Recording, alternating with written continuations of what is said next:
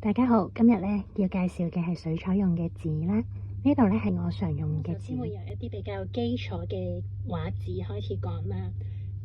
咁咧呢一種咧係我教小學嘅時候好常用嘅一啲畫紙啦。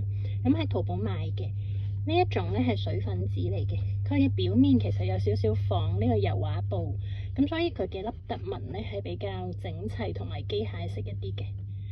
咁而呢個咧就係水彩紙啦，佢上面嘅凹凸坑咧就會比較 random 少少。咁呢兩隻嘅好處咧就係好平啦，咁所以有陣時小朋友畫畫嘅時候失敗咗咧，你俾嗰張佢其實都 OK 嘅，因為成本比較平。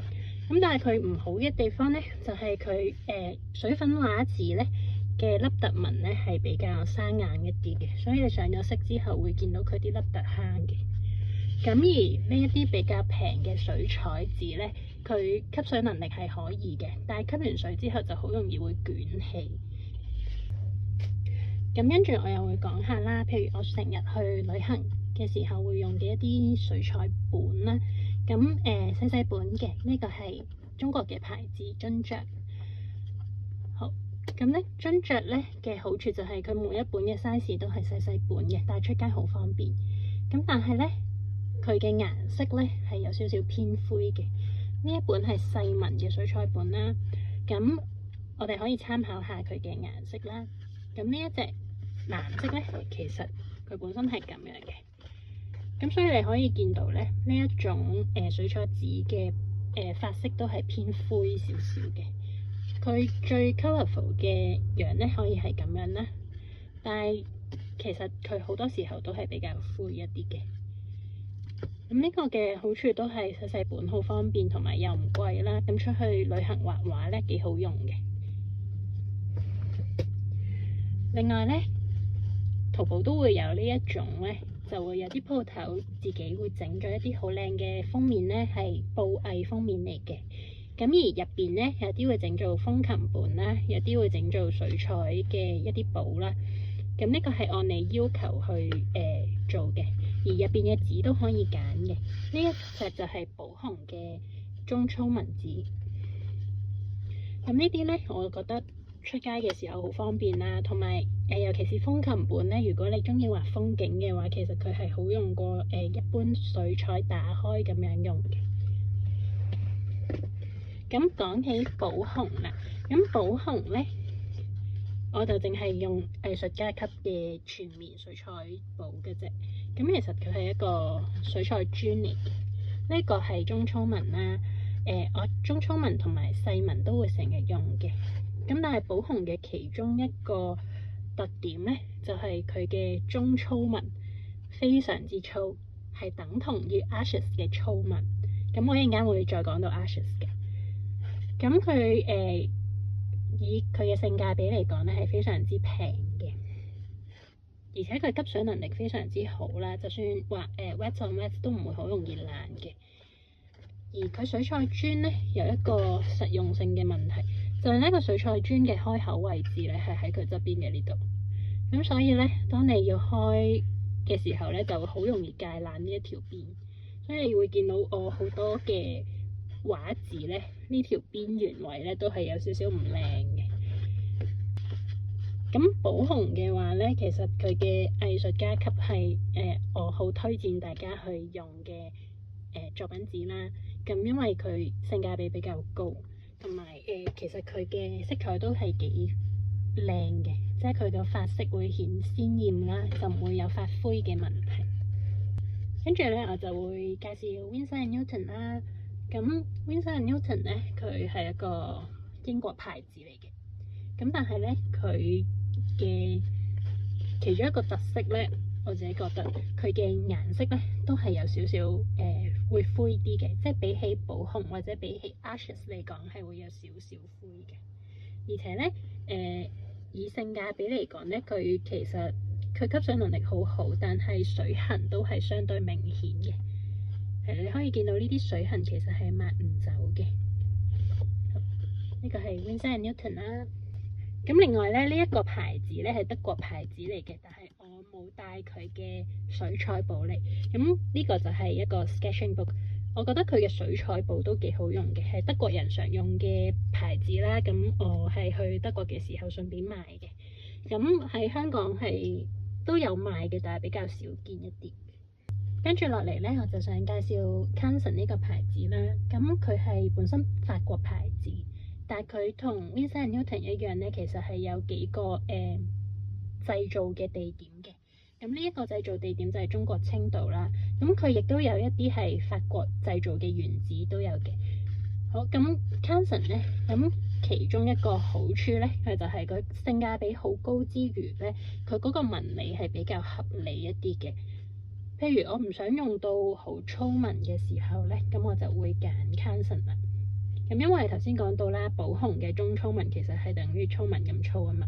咁假如我真係想用一啲有少少紋理，真係中粗紋嘅話，我就會用呢個 Canson 啦。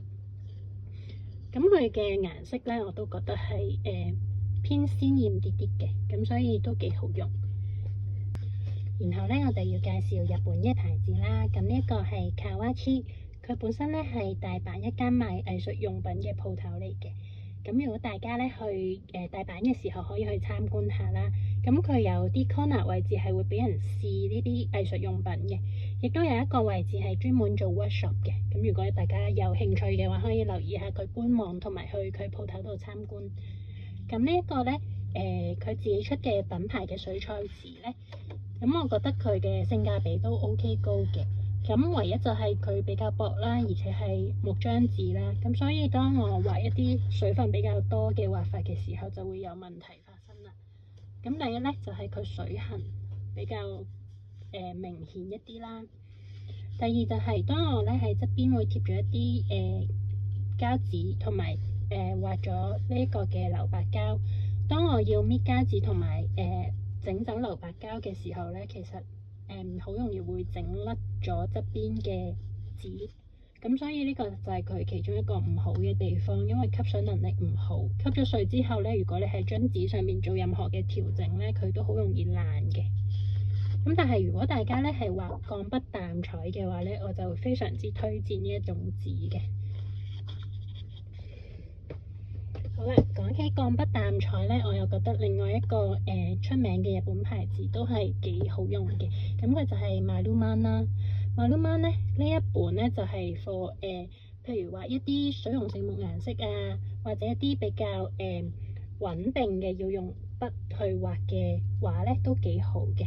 例如素描啦，例如原子筆畫啦。咁因為佢呢個紙咧係寫上去嘅時候係非常之少少刮，但係嗰個感覺好好。咁所以如果你係畫鋼筆淡彩同埋畫呢個針筆嘅話咧，我都非常之推薦呢一個牌子。咁我仲有啲日本牌子都覺得幾好嘅，但係喺呢度就冇實物俾大家睇。咁我會喺 caption 嗰度會寫翻嘅。另外咧，我就要介紹一個好伏嘅牌子啦。咁呢個我得翻張紙就已經冇咗嗰個封面啦。咁佢係一個意大利嘅牌子嚟嘅。咁點解我話佢好伏呢？就係普通木漿紙呢，佢雖然會好似頭先Kawachi咁樣呢，有少少容易係邊緣位置爛，但係呢，佢都未至於係會吸唔到水之後變成一點點咁樣，就好似變咗個沉澱色。咁咧，因為呢兩幅畫呢，都係完全係用同一隻顏料去畫嘅，同埋呢一幅畫，其實佢哋三幅咧都係用同一隻顏料去畫嘅。咁但係你就會明顯見到呢一個咧，佢係張紙受唔住。其實我唔係落好多水㗎咋，但係佢完全受唔住啦。咁而寶紅嘅話咧，就會整體個效果比較好啦。而呢一個 Kawachi 嘅話咧，就係佢個顏色會係最豔麗、最光亮嘅。咁所以大家各有好同壞處啦。但係呢一隻紙，大家要 mark 低佢，係我非常之唔建議大家買嘅。佢比較貴，而且唔係特別好用。你望到呢啲就會知道佢點解唔好用啦。另外咧就會講一講呢一隻幾特別嘅，係我以前水彩老師俾我嘅紙嚟嘅，我仲未開始用，但係咧摸落去嗰個感覺係非常之特別嘅，好似我哋嗰啲再造紙嗰個質感同埋厚度，咁睇得出佢係非常之吸水嘅。咁嚟緊我就會用佢嚟畫一幅畫啦。咁我畫完之後會再同大家share 嗰個感覺嘅。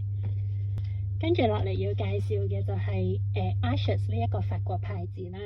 咁 Arches 咧係水彩紙嘅天花板嚟嘅。咁佢只有一個缺點就係好貴，係啦。咁但係佢係非常之好用嘅一隻紙嚟嘅。咁佢咧有唔同粗幼度揀啦。咁呢個係粗嘅粗紋嚟嘅。咁我頭先都有講到啦，其實 Arches 嘅粗紋係等同於寶紅嘅中粗紋。咁所以如果大家要選擇嘅時候，就知道點樣揀啦。咁咧呢個Arches 嘅其中一個賣點咧，就係佢可以成張紙浸喺水入邊嘅。咁所以佢係唔容易爛啦，吸水能力都好好。而且咧，如果你用一啲 wet on wet 嘅畫法咧，佢都可以不斷咁修改嘅。咁係一隻非常之好嘅紙啦。而且咧，呢一本簿咧，其實我用正幾張嘅，但係我已經擺咗10年㗎啦。咁佢嘅色咧都仍然係幾好嘅，除咗側邊我呢度會露出嚟少少，咁會有少少變黃啦，但係都好輕微嘅啫，所以佢係可以保存好耐嘅。呢一本好似係2015年左右跟到我而家㗎啦，咁所以係擺咗11年。咁Arches 嘅紙咧可以用嘅技法係比較多嘅，譬如你可以刮佢啦，跟住可以用一啲比較粗暴嘅方式去對待佢啦。咁呢啲技法都可以喺呢一隻紙上邊去實現嘅。好啦，我今日要介紹嘅水彩品牌咧就差唔多到呢度啦。咁有啲係呢條片未提及，但係我又好想特別講嘅牌子咧，我會寫喺 caption 嗰度嘅喎。咁大家都記得睇下 caption 啦。好，我哋下次再見。